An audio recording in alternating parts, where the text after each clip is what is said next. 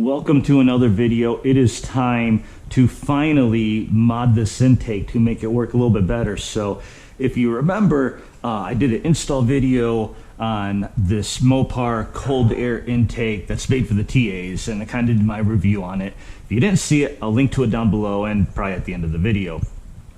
Anyway, just quick summary of it. It just makes this front scoop 100% truly functional. All the air coming through here goes through this duct out into here and here. It also includes the Hellcat lower box and the headlight tube to make the headlight functional too. So just a couple things all together. Now when we tested it out, it was hot. The air intake temps were a little bit lower than stock, but not much. I mean, they still hovered 10. It rose up quick when you were idling, then took a while to cool down. And then with this handy little temp gun I have, I stopped and found out that this piece alone was 150 degrees because this engine puts off a lot of heat, and that's warming up all there, and you can see this is pretty thin. Now at the end of it all, I said I don't really recommend this intake. It's expensive. It's like $600–700 depending where you get it. Much better just get the lower Hellcat box and tube. That'll cost you like $100 or so. And most people say they're able to keep ambient temps around 3 to 5 degrees above, so I definitely recommend that over this. But I'm stubborn. I love the fact that this front scoop is functional, and I want to keep it functional. But how do I fix the problem of it heating the air? Well, I found these things online. So these are an aluminized heat barrier. Okay, so let's open it up. And all it is a very thin piece of heat barrier with adhesive backing. And it's supposed to reflect over 90% of radiant heat up to 2000 degrees. So what we're going to do is I'm going to take this all apart, and I'm going to wrap this in that heat barrier. And actually I'm going to wrap this box too, because this side is exposed and that's getting all the heat too. So let's get to it.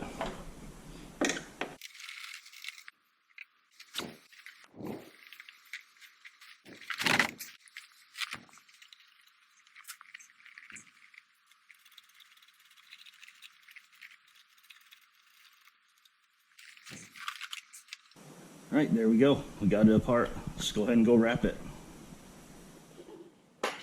Okay, so I've actually taken a rag and wiped it down, wiped all the dust off.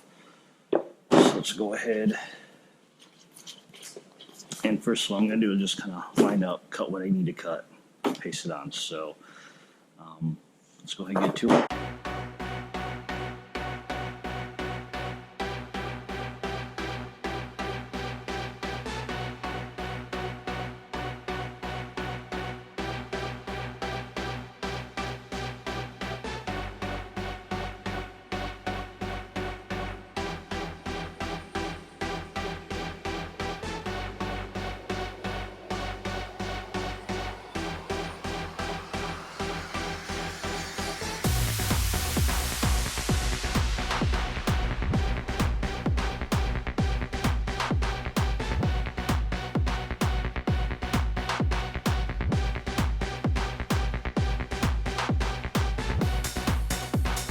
Okay, quick pause. I'm just going to say this. If you decide to do something like this, cut this part out first, because this is the easiest part, and then you can use this to center everything else.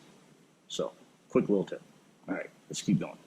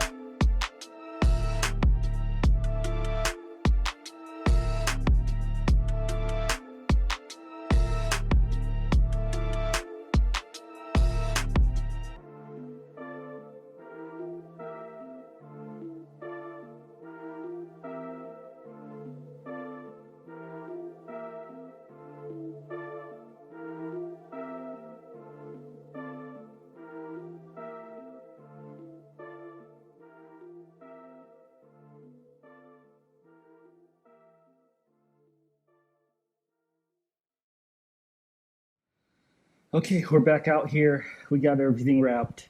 Not that easy with all these curves and all that stuff.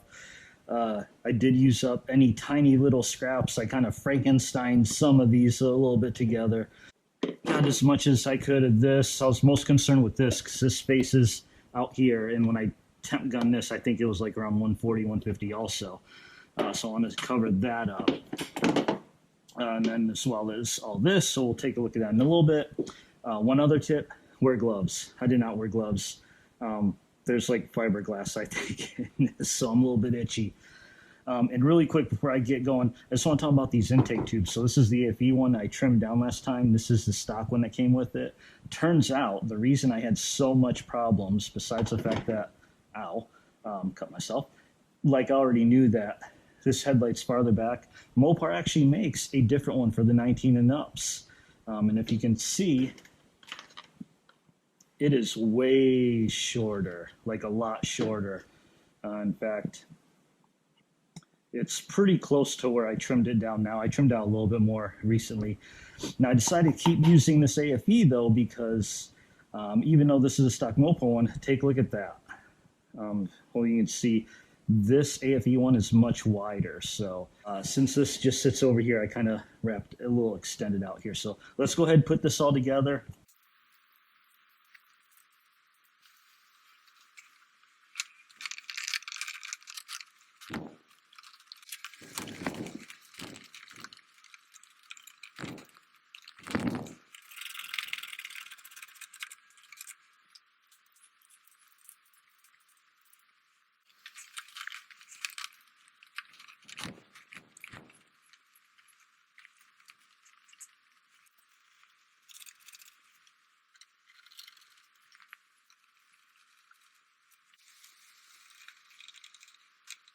Okay, lower part in, this time with that trimmed down, and now that I've done this before, so much easier than that last time. So now I just got to put the duct in. Now the couple push pins that I used got stretched out, but I do have this. I'm going to say this right now. I recommend for anyone that does work on your cars, go ahead and pick one of these assorted kits out. And it's got all these different pins, and you will need them over time.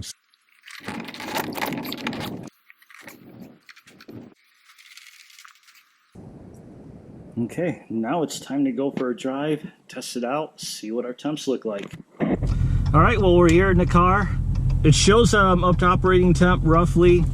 Not quite there. Oil temp is 163. Coolant temp's 192, so it's almost there. I'm actually only 1 degree above ambient right now, which is pretty freaking amazing.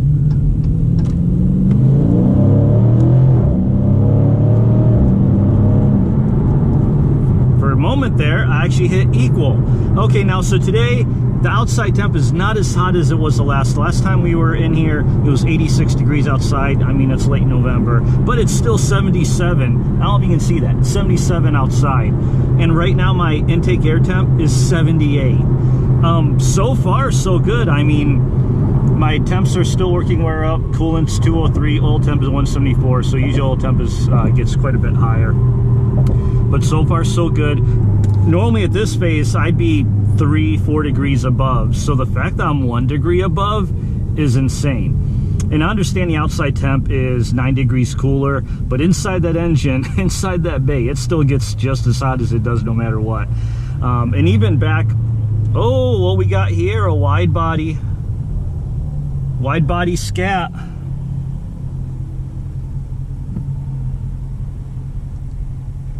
Nice. I lost my train of thought. I saw wide body Scat there and I just lost my train of thought. We're still 1 degree above. Let's just go on and see what happens. We are here. We're in the exact same spot. Oh, there we go. A Scat Pack Charger in front of us. Nice. So we are at the same point we were in my previous video where I think I don't know, I was at this light and I was turning left right before the cool down, and while sitting at this light I got up to like 17 degrees above ambient. Right now it's jumped up to 7, but for the most part driving along I've been about 4 to 5 degrees above ambient, which is way better than I normally get. Normally I get like 8 at the best, and this wasn't even cruising on the freeway. And all our temps completely hot. Oil temp 217, coolant temp 206. So we're hot. We are definitely hot. So we're gonna sit here. We may not make this light. We might. Let's see. Right now we're 9 degrees above. Let's see what happens. 10 degrees above.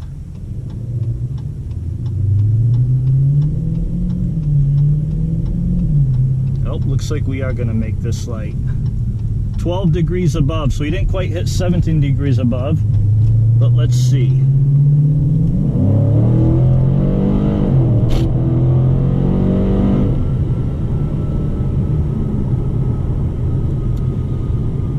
Down to 9. So I wasn't paying attention right there. So right now this was the same as our last 2-minute run. Let's see what happens. We're cruising along. I'm actually in drag mode. I should take out drag mode because my RPMs are holding up a little bit high.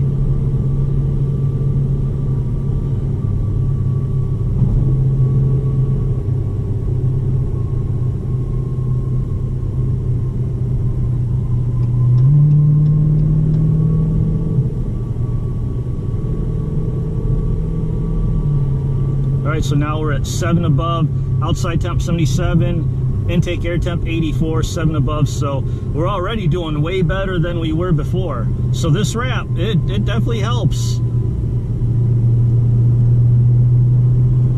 Now let me go ahead and take it out of drag, put it in manual, because I do not want MDS kicking on. And let's just keep our engine RPMs a little bit lower. Let's just see where we can get to.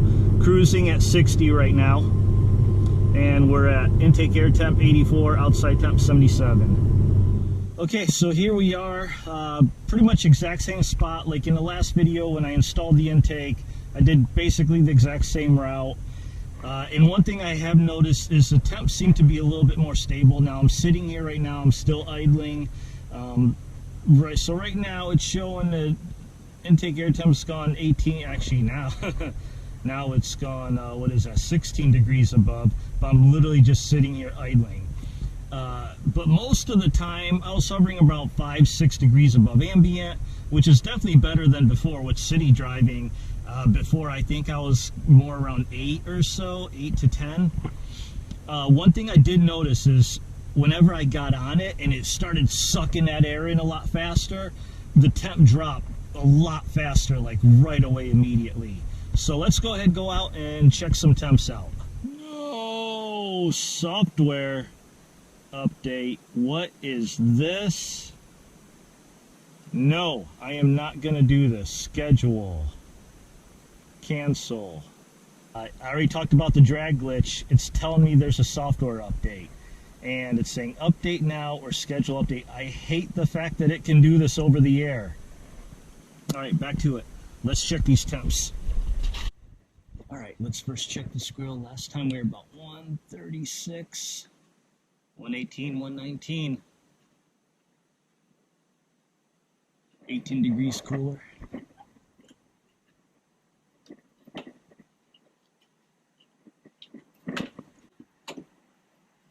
Okay, so I already checked the back of the grill. We were 18 degrees cooler. Now, you can't really check this. Although it says 140, 142. Before this wasn't on here, and that was like 152. But let's check back here. Still showing 138, 130. Now that's 112, but the heat extractor's above. There's no wrap on that part. Now here's where we need to check though. Let's see, back of here. Okay, 120, 127, 125, 122. So that's a huge difference. So right now I'm pointing at this side of the box, which when we did the video last time, that was also right around 150. And you can tell it is basically 30 degrees plus cooler. So this wrap is most definitely helping keep temps down. Like I said, the overall temps are a little bit more stable. Definitely worth it. I think that was cost me like $19 for each one, 12 by 24. I got 2 of them, so 40 bucks extra to wrap all this. Again, I'm going to put the link in the description for this exact same wrap if you want to do it. Now, there's one more thing I need to do because here's the problem. This, look at that, is still 134. This is unwrapped, and this is the intake air temperature sensor right here. So this is still heating up all the air. I've got another idea to take care of this, plus I don't like this thing anyway. But that's going to be, I guess, part 3 of the cold air intake series. But that's where we are right now, so wrap definitely helped out. Temps are much, much better. So let me know what you think. Like, comment, subscribe, unlike, just anything. And I will see you in the next one.